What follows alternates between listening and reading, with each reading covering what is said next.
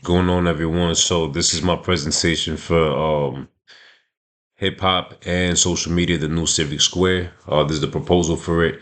Basically, back in the day, the Civic Square was just any open venue where people will gather together and exchange thoughts and discourse and what have you.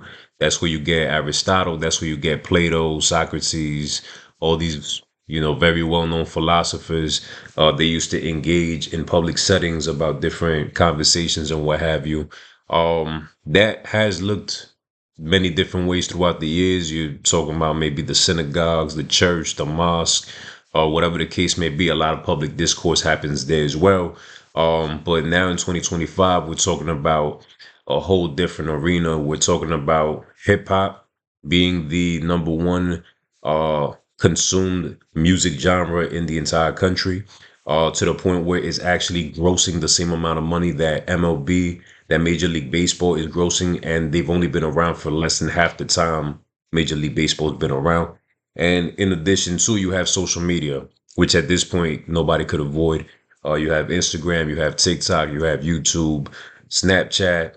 I mean, take your pick, and oftentimes when you see a lot of these videos on social media, they're oftentimes accompanied with hip hop in the background. So they're pretty much synonymous in a lot of cases. And so the whole purpose of even talking about this is to help, um, you know, professors, teachers, what have you, just basically understand that you don't have to reinvent the wheel. You can lean into what students already consume for free.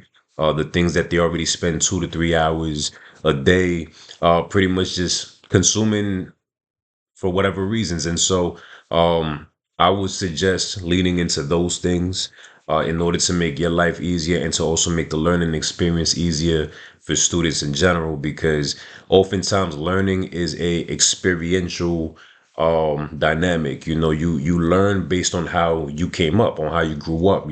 So if it's cultural, if it's religious, if it's whatever the case may be, your learning is oftentimes tied to these other aspects of your identity. And so we need to tap into those things in order to maximize the learning experience. And if we want them to retain more information, then that's something that needs to be considered moving forward. So hopefully I get your support, get your likes, all that.